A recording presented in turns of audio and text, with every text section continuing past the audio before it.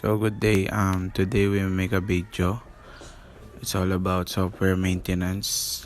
Ang gagawin natin is mag-delete tayo ng excess file upang hindi mapabagal yung process ng ating computer.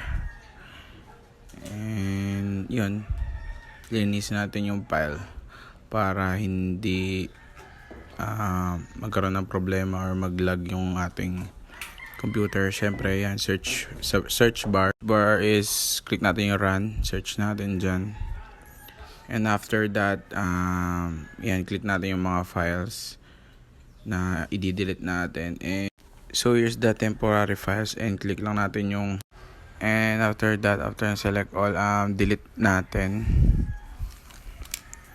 Ayan, makikita nyo yan, and delete files. Yan, tuloy-tuloy lang.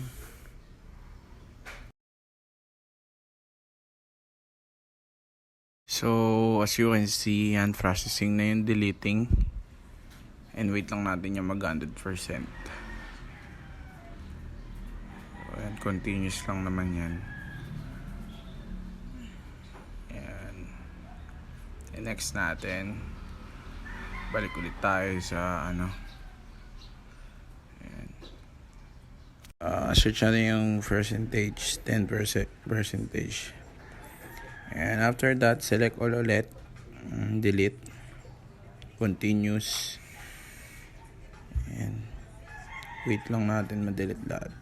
Try lang. So bakit nga ba natin ginagawa yung procedure na to is para yun, maiwas nga yung lagging sa computer natin o mag-corrupt yung computer natin. And of course, para yung space is hindi na-accommodate ng mga file na hindi naman ginagamit. Ayan, continuous lang.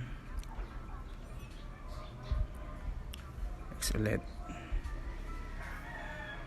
So refresh, all goods na.